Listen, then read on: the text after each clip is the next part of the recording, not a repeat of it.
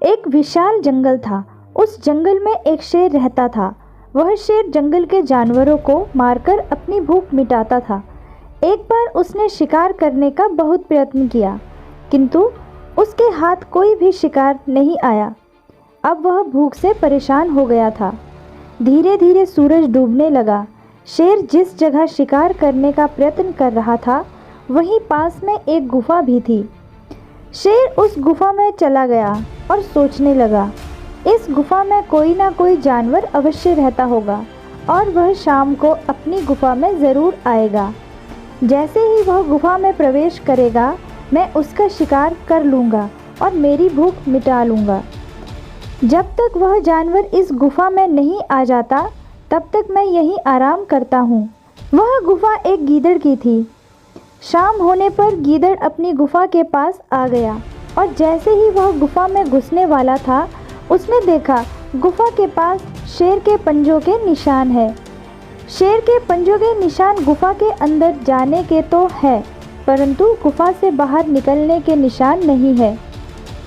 गीदड़ समझ गया कि उसकी गुफा में कोई शेर गया तो है, परंतु वह वापस आया ही नहीं है। गीदड़ ने उपाय सोच लिया। वह गुफा के पास और ज़ोर से बोलने लगा, मेरी बोलने वाली गुफा, आज तू शांत क्यों है? तूने मुझसे कहा था कि अगर मैं लौट आया तो तू मुझसे बात करेगी।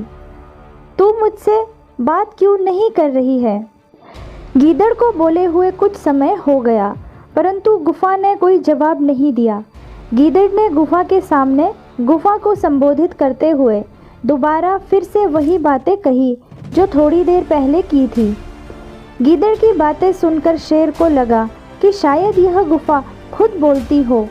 जब भी गीदड़ आता हो तो यह इससे बात करती होगी, परंतु आज मेरे डर से यह बोल नहीं रही है। अगर यह गुफा नहीं बोली तो गीदड़ को शक हो जाएगा और वह इधर से चला जाएगा और मैं भूखा रह जाऊंगा।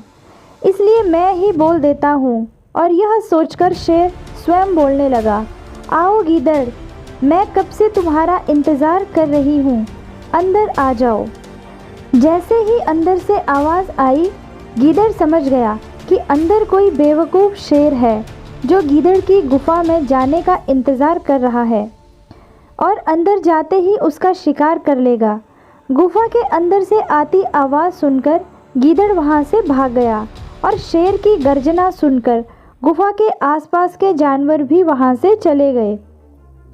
शेर यह जानता था कि गुफा नहीं बोल सकती, फिर भी शेर ने अपनी मूर्खता से उस गीदड़ को भगा दिया जिसे वह खाना चाहता था।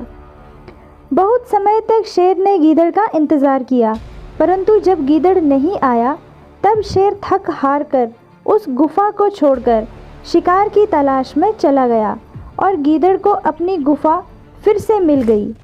इस कहानी से हमें यह शिक्षा मिलती है कि अपनी बुद्धिमानी से आने वाले संकट से बचा जा सकता है। तो दोस्तों, आपको यह छोटी सी कहानी कैसी लगी, कमेंट बॉक्स में ज़रूर बताइएगा। वीडियो को पूरा देखने के लिए आपका दिल से धन्यवाद।